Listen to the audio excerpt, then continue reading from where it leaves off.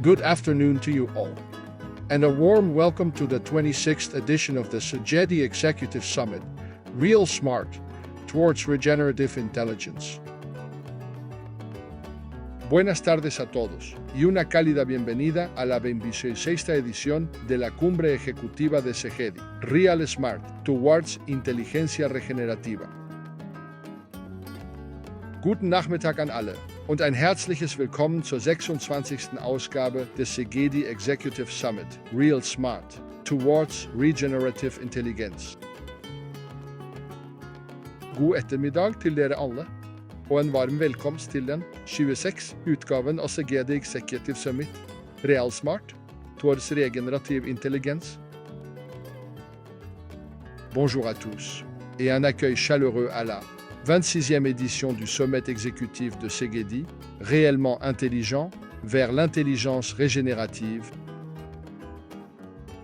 Hyvää iltapäivää teille kaikille ja lämpimästi tervetuloa 2066 Sogetin johtajakokoukseen oikeasti älykästä kohti regeneratiivista älykkyyttä. God eftermiddag till er alla och ett varmt välkomnande till den 26:e upplagan av Sogeti Executive Summit, Real Smart, Towards Regenerative Intelligence. Goedemiddag allemaal en een warm welkom bij de 26e editie van de Sogeti Executive Summit, Real Smart, Towards Regeneratieve Intelligentie. Dobar dan svima i topla dobrodošlica na 26. izdanju Sogeti izvršnog samita, pravo pametno, ka regenerativnoj inteligenciji.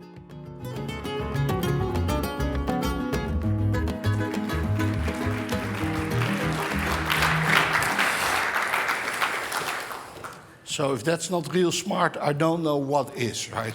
I studied for a year all these languages, and it was difficult, but I think that the result is there. Welcome to the 26th Sogeti Executive Summit. This year's theme is Real Smart, with this subtitle of towards regenerative intelligence, not towards generative intelligence, right? We all know about generative intelligence, but we're going to go one step further, which is regenerative intelligence.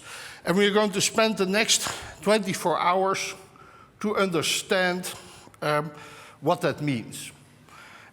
My name is Michiel Boreel. I'm the global CTO of Sogeti, but more importantly, I will be your master of ceremony for the next 24 hours.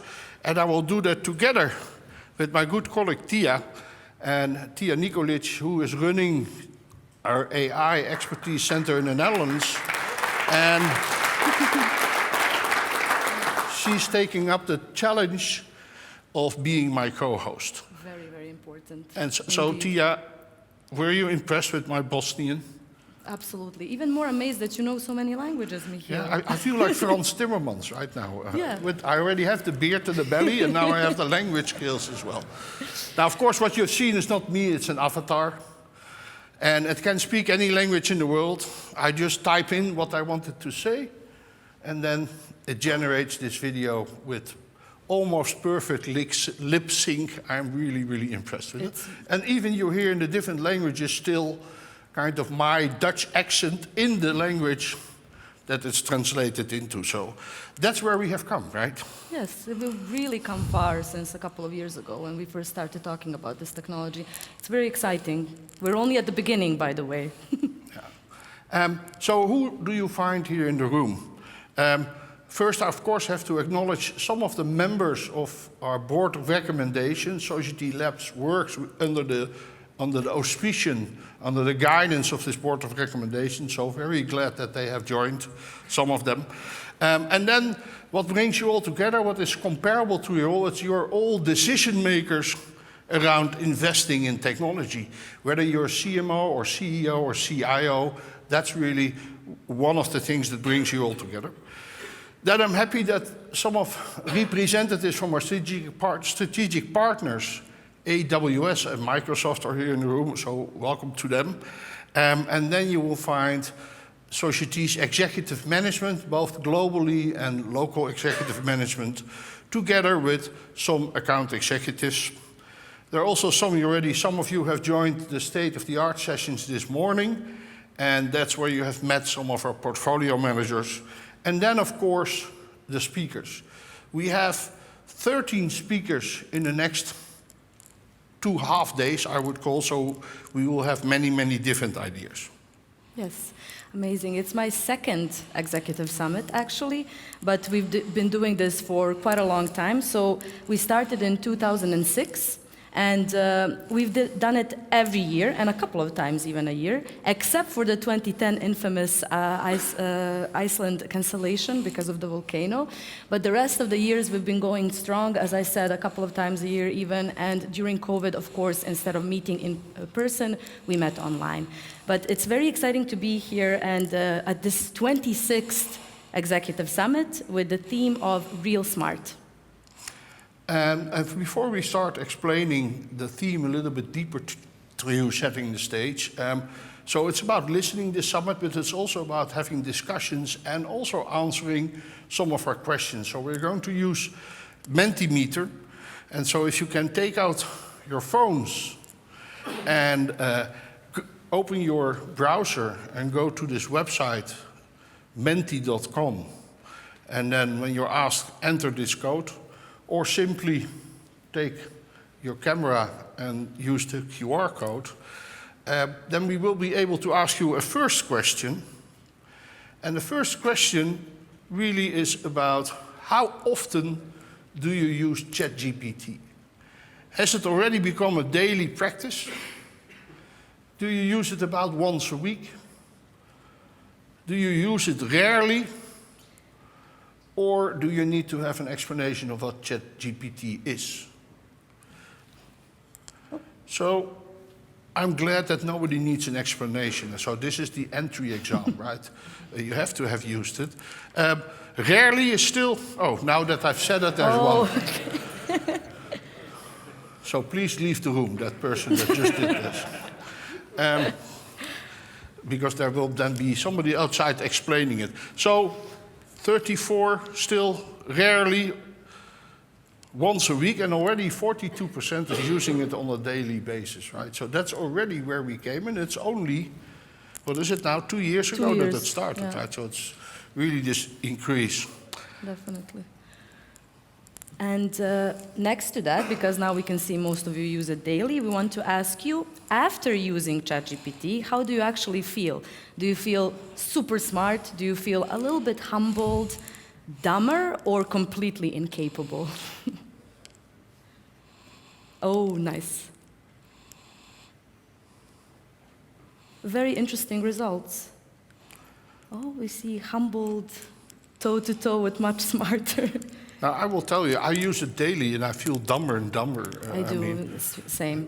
Right? Especially the eloquency with which ChatGPT can confabulate complete nonsense. That's really what what I really admire about it. You have to be careful about the convincing language. And after some time, you actually become a bit humbled by the interaction with the technology and how much you can learn. So let's start and look at the theme of this a little bit deeper to set the stage. So, like we said, this towards regenerative intelligence, we really have two main overarching messages that we will try to convince you of. So first, we believe that artificial general intelligence is actually a distraction. We need a new goal for AI, and that goal, we will try to convince you, should be what we call regenerative intelligence. Yes, and the second message is that right now we're at the hype. At the top of the hype, you already see like everyone is using this technology daily. And of course, after hype comes a little bit of a bubble burst. So we need to really bridge the gap between talking about the technology and actually implementing it into real business, real smart use cases that bring actual business value. But before we continue with the second thought, Michiel, can you tell us a bit more about the first goal? Yeah, of course. So AGI, right? AGI, it has been on the horizon already for quite some time. artificial general intelligence, right? What happens when we become super intelligent and these machines become smarter than us? And there have been written many, many books about it. I've read them with a lot of interest. Life 3.0, of course, is, I think, one of the most far-reaching ones. But usually they have quite a, how do you call it, apocalyptic ending, I would say. Right? It's first that these machines serve us, then they surpass us in intelligence, then they become starting to be superior to us, and then they will start dominating us, if not killing us all. And if that's not even enough, I think that Hollywood adds quite something to that feeling, because if you look at the last 20 years, we have had about 30 movies about where AI plays a role, and 29 of those 30 actually end quite badly for humankind. Right? The one exception maybe is WALL-E, but you could argue about that as well, right? If that's such a happy ending. And of course that does something with it. When you are indoctrinated constantly with these bad endings, it does something to you. Now, what is important, and that's one of our main points that we want to make, is that human intelligence and machine intelligence are different. And in that difference, there's a lot of value. That's the main value. We should not try to mimic human intelligence and then to become better at it. No, it should be different, and then it could complement us. It could complement us on those areas where human intelligence actually fails us. And so I think Daniel Kahneman already said it very nicely. He said human beings are to thinking as cats are to swimming. They can do it, but they don't very much like it. And then if you go on, also the famous Edgar Dijkstra, he said it also well. He said the question of whether machines can think is about as relevant as the question of whether submarines can swim. They're different, and in that difference, that's where the value is. Now, if we look at also in the last book of Harari, he also, although we are called Homo sapiens, the wise human, why are we often so stupid? That's the word that fell off here. It's my stupidness, actually. And so we were fascinated when we started to explore this topic of regenerative intelligence. We were fascinated by the work of Matthijs van Boxel. He has a PhD in human stupidity. And his professor complimented him when he was doing his dissertation defense. He said, well, I compliment you the topic of stupidity because you're so good at it, right? But he is the founder of the school of Pataphysica and Morosophy, right? The study of fools, moron, the Greek words.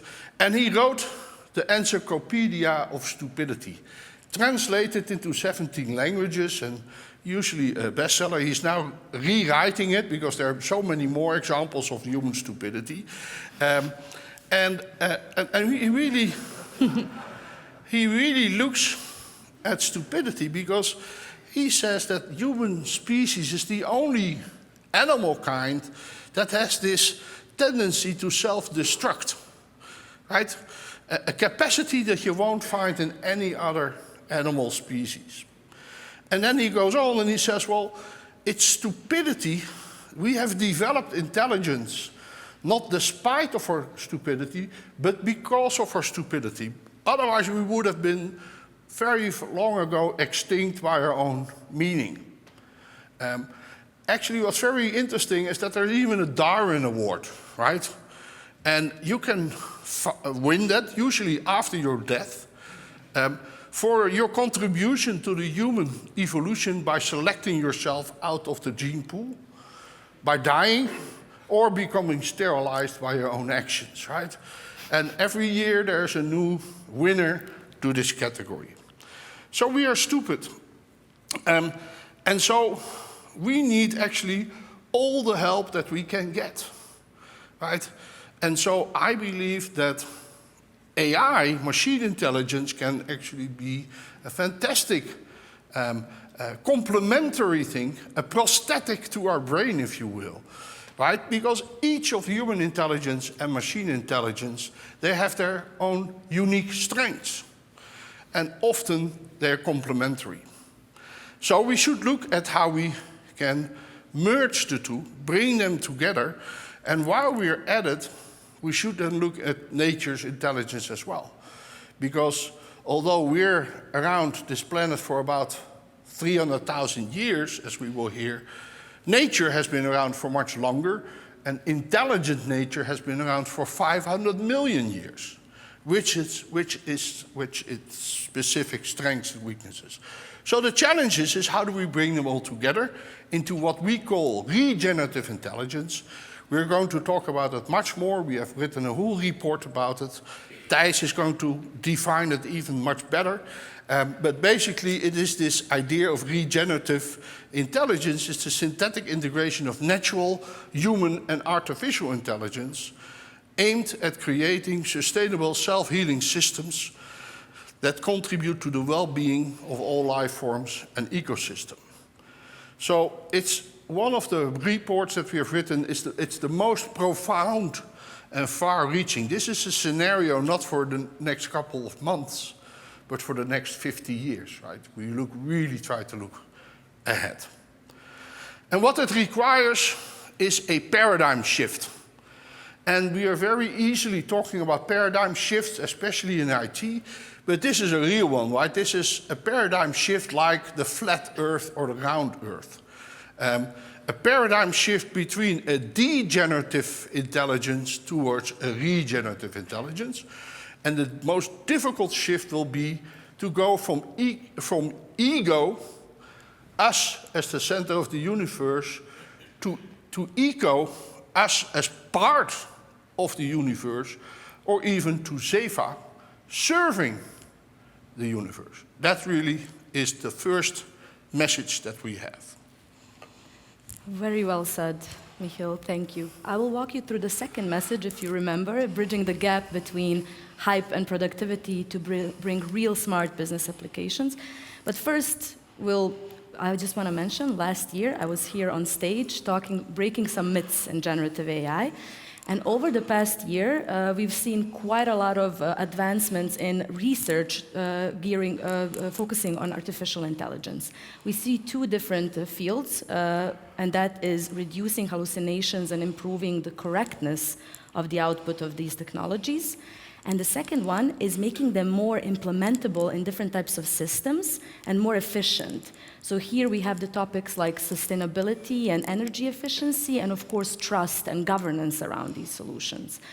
And actually this year we witnessed history. We had two AI researchers, Geoffrey Hinton and John Hopfield, get a Nobel Prize in Physics.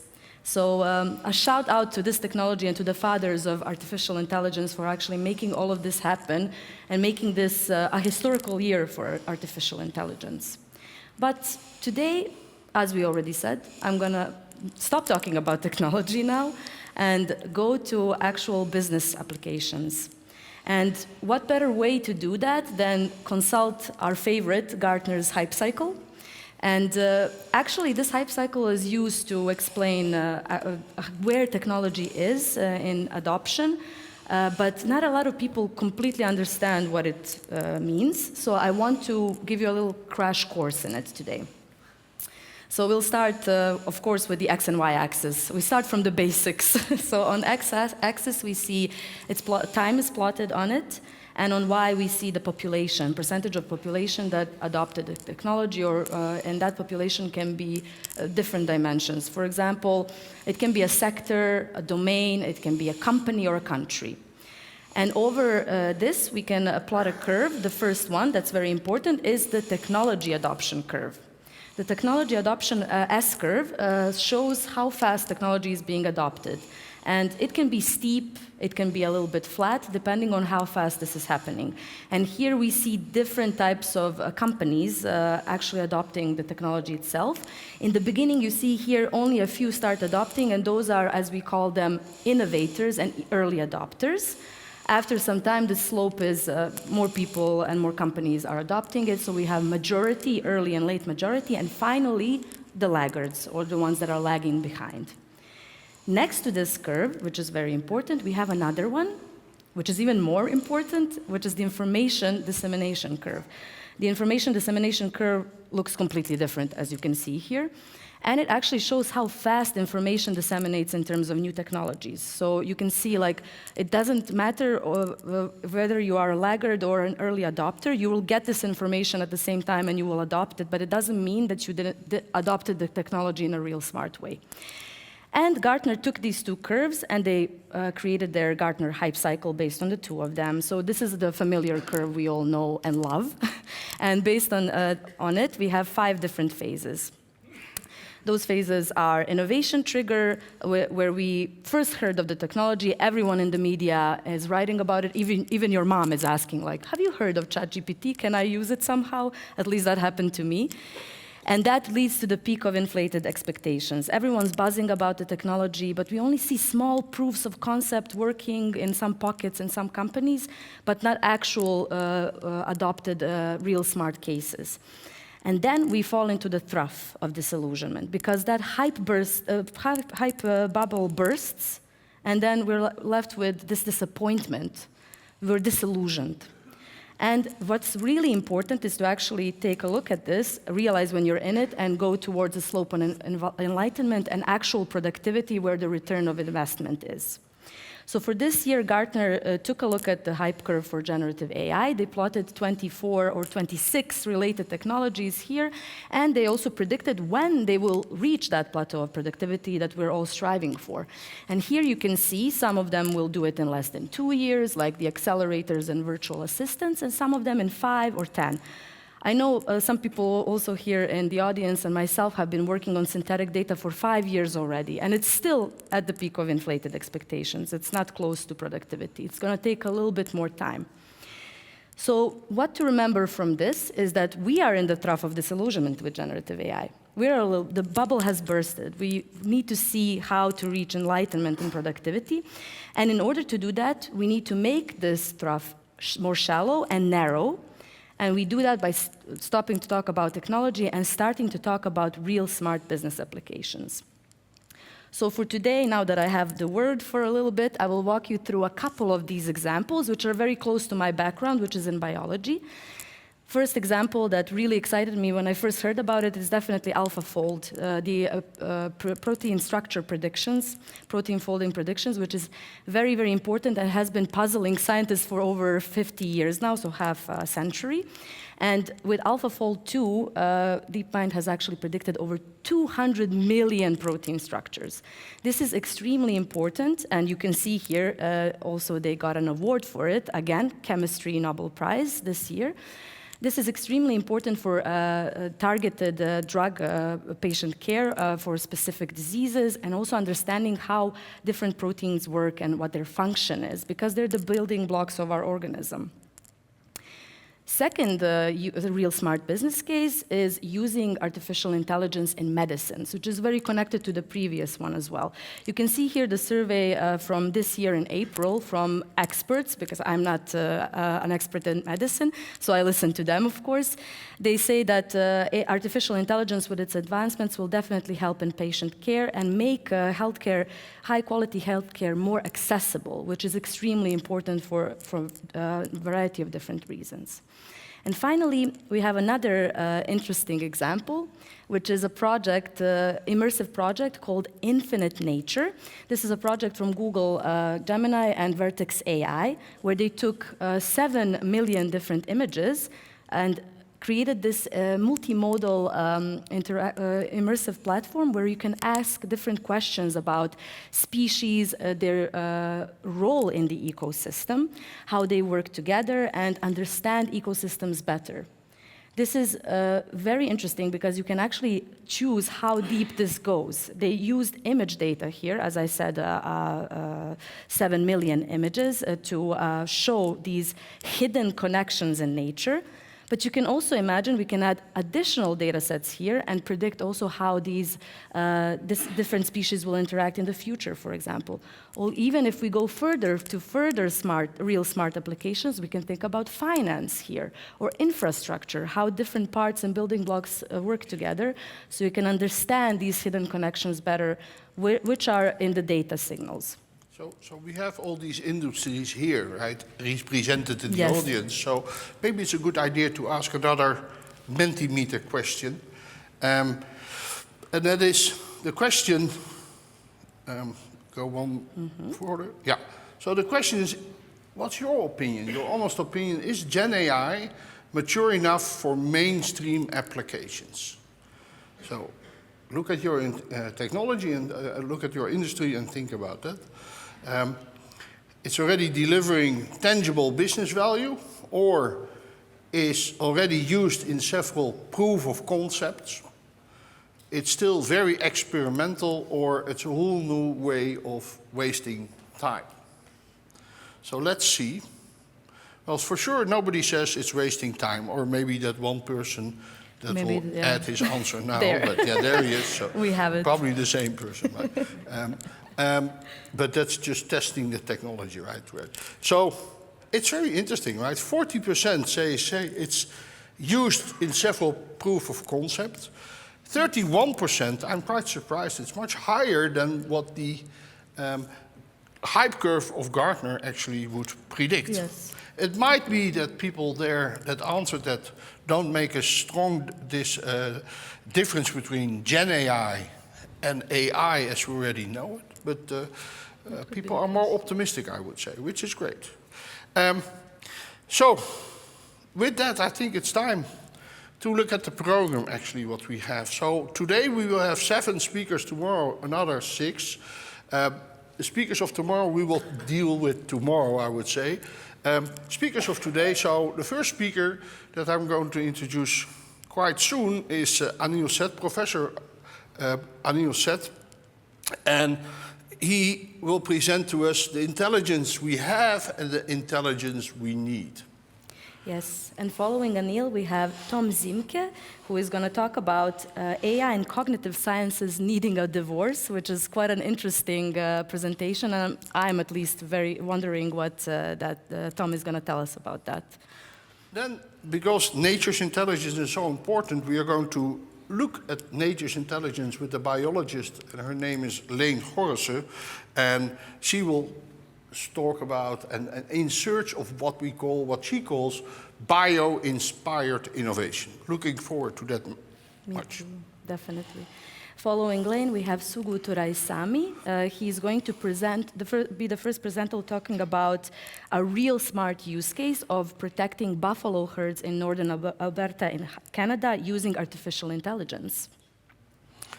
And then we will hear from our very own Thijs Pepping, who spent his last year writing this report, Regenerative Intelligence, and he will actually explain what the hell he means with it, right? And following him is Mike Buob. He's a practitioner, our very own practitioner, that's going to be talking to you about the trend of bring your own AI, or BYO AI. And we will end day 1 with a view from Silicon Valley by Andreas Sjöström, who runs the Applied Innovation Exchange there, and will talk about the shift from LLMs to agentic AI. So let's dive in.